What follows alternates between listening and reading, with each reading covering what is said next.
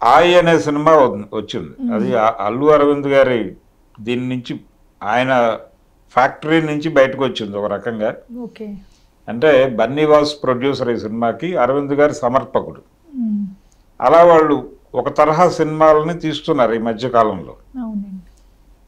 అలా వచ్చినటువంటి ఆయి అనేటువంటి సినిమాకి ప్రధానంగా జూనియర్ ఎన్టీఆర్ బావమరిది అనేటువంటి ఇమేజ్ తప్ప ఇంకే ఇమేజ్ లేనటువంటి నార్ని శ్రీనివాసరావు గారు అబ్బాయి ఆ సినిమాలో హీరో.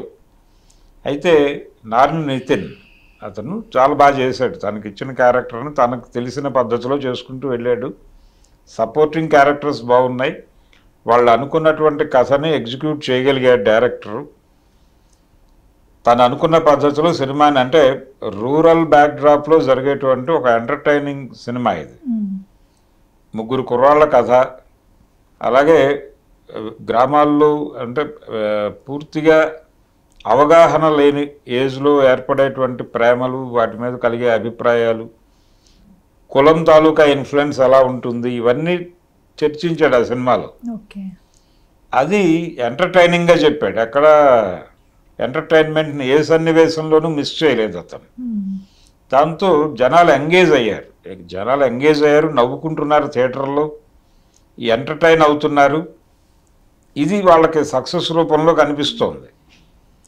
ఇది ఈ రెండు సినిమాల్లోనూ లేనిది. ఇది కూడా ఈ రెండు సినిమాలు ఎంటర్టైన్ చేయలేదు జనాల్ని. ఎంటర్టైన్మెంట్ ఇస్తాము అని హామీ ఇచ్చినటువంటి సన్నివేశాలు కూడా ఇబ్బంది పెట్టారు. ఆలీని ఇబ్బంది పెట్టారు ఆ సినిమాలో, డబుల్ స్మార్ట్లో. ఈ సినిమా చూస్తున్నటువంటి ఆడియన్స్ నవ్వుకుంటున్నారు. ఈ ఆయి అనేటువంటి సినిమాని, ఆయి అనేది యాక్చువల్గా తూర్పుగోదావరి జిల్లాలో ఏదైనా మాటకి నిజం అనే ఒక నిర్ధారణ కల్పిస్తూ అనేటువంటి ఒక ఊతపదం లాంటిది. దాన్ని టైటిల్గా తీసుకోవటం దగ్గరే వాళ్ళు మేము ఈ సినిమాని పూర్తి స్థాయిలో ఎంటర్టైన్ చేయబోతున్నాం మిమ్మల్ని అని ఒక హామీ ఇచ్చారు. ఆ హామీని నిలబెట్టుకున్నారు. దాంతో జనాలు ఆ సినిమాకి డబ్బులు ఇస్తున్నారు ఇప్పుడు. కాబట్టి బన్నీవాసు ఐడియా వర్కౌట్ అయింది.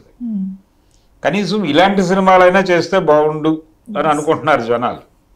కాబట్టి ఈ శుక్రవారం రిలీజ్ అవుతాయి జనరల్గా సినిమాలు. కానీ ఈసారి ఆగస్టు 15 రావడంతో కొంచెం ముందుకెళ్ళింది రిలీజ్.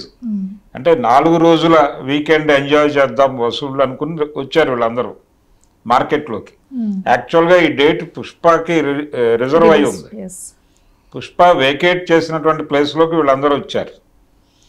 ఫైనల్గా ఈ ఆగస్టు 15 తాలూకా వీకెండ్, లాంగ్ వీకెండ్ని తంగలాను అలాగే ఈ 2 సినిమాలు తీసేసుకుంటున్నాయి. ఆ 2 సినిమాలకి రావాల్సినటువంటి డబ్బులు కూడా ఇప్పుడు ఈ సినిమాలకు వచ్చేస్తున్నాయి. కాబట్టి ఇది ఒక గుణపాఠం తెలుగు సినిమా రంగానికి. 2 గుణపాఠాలు. ఒకటి, నేషనల్ అవార్డ్స్లో ఎక్కడా వీళ్ళ ప్లేస్ లేకపోవడం. రెండోది, ఈ వారం రిలీజ్ అయిన కమర్షియల్గా పెద్ద సినిమాలు అనుకున్న 2 సినిమాలు పక్కన పెట్టి ఈ సినిమాలను ఆదరించడం. ఇవి 2 గుణపాఠాలు.